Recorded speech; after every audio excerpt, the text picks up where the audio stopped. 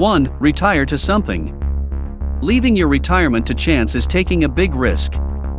Do not expect everything to just fall into place. Be ready for one of the biggest changes in your life. Know you are prepared. There seems to be an allure or an attraction about having no schedules, no responsibilities, and no obligation.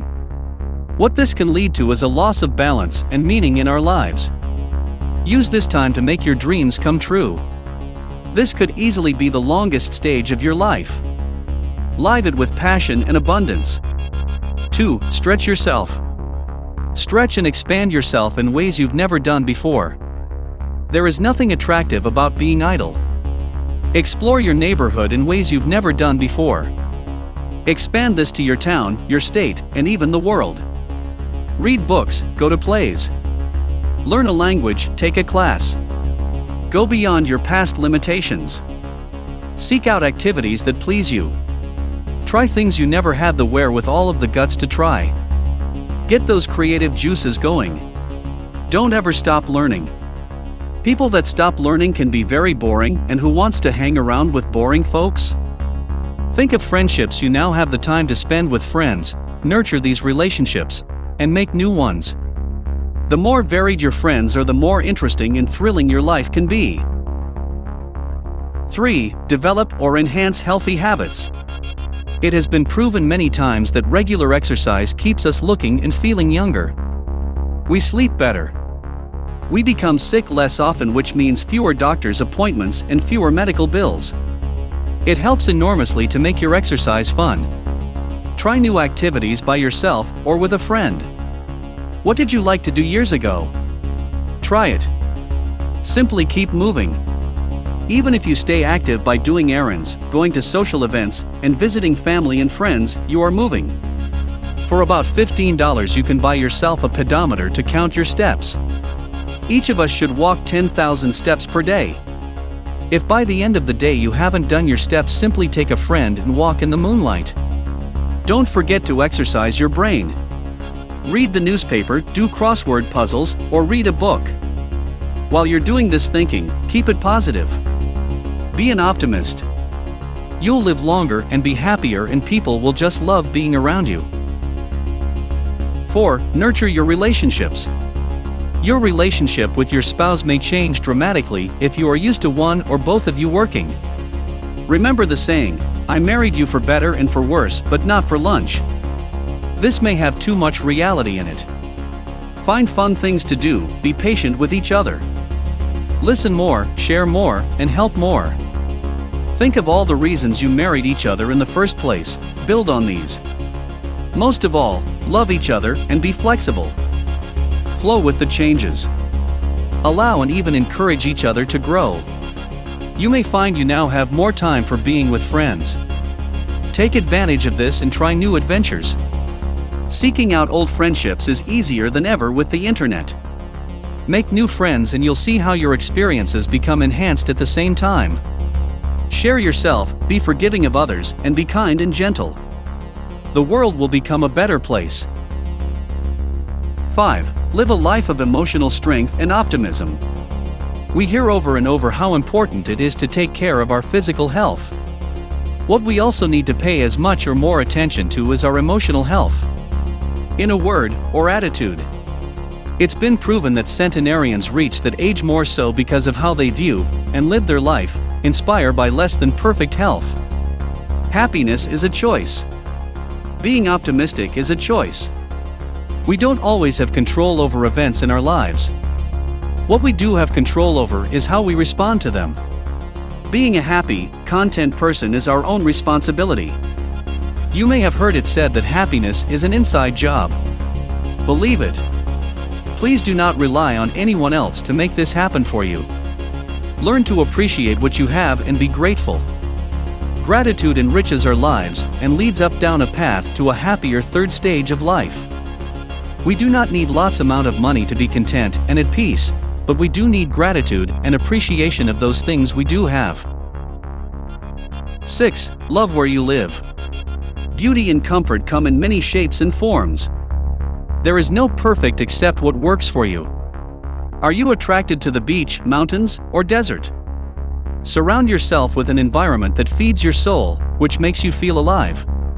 Do you like the city with lots of activity and culture, or do you prefer the solitude of being apart from this? Live in a place that offers you what you need and want. If you're fortunate, maybe you have two homes in different settings. Most of us stay where we are, or at least close to it. We may stay in our current home or move to something smaller with less care needed, as in a patio home, townhome, or condominium. At some point, we may need to be in a place where we get the care we need. Hopefully, that can be located near friends and family.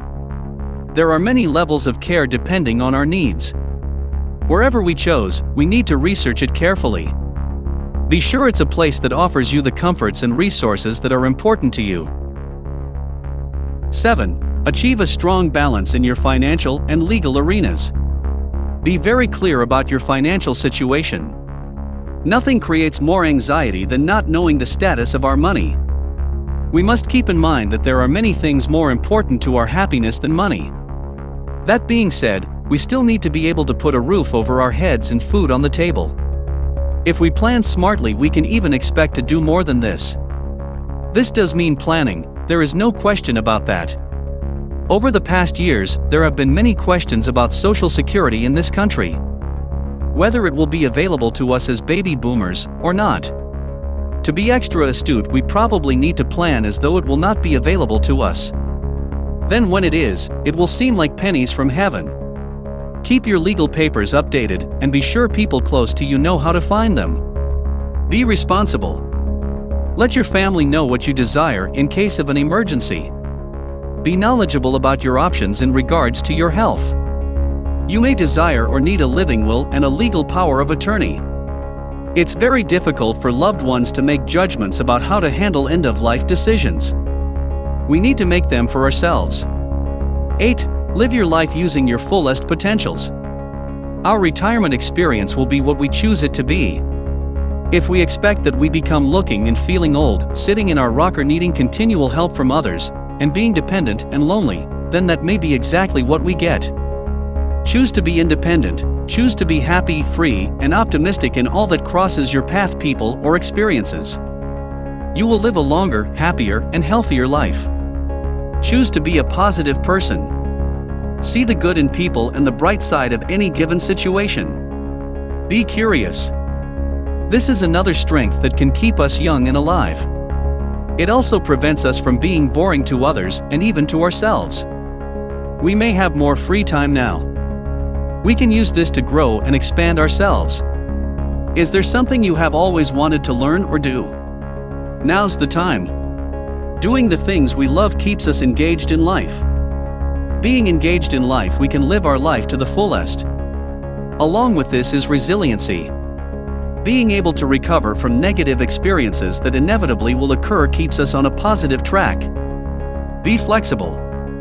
Life happens. 9. Design a plan. Keep a calendar.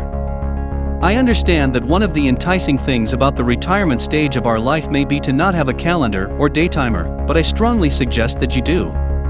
We may not want to follow a tight schedule like we may have done pre-retirement, but I don't recommend going from all to nothing. If we do, we may be in for a huge surprise. Having nothing to do and nothing planned can backfire on us. It's not uncommon to find ourselves looking into this big void of nothingness, which doesn't work for most of us for very long.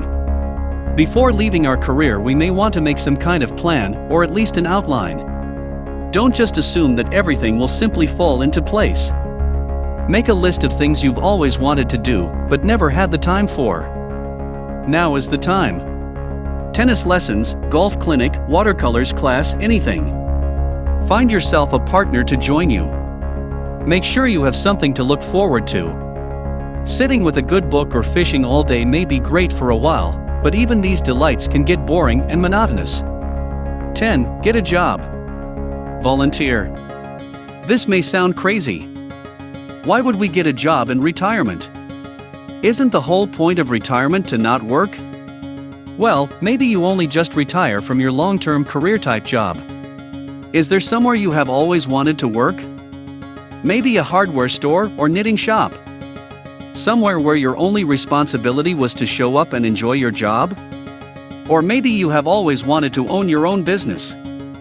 Who says how many times we can retire? I know people who have retired and then taken up a job for a while, then retired again. There are no rules. We may work because we need the money or simply for the joy of it. It does get us out of the house if need be. Either way, at this point in our life, please try to make it something you have a passion for. Work or volunteer doing what you love. Do something to improve yourself. Something that will make you a better and wiser person.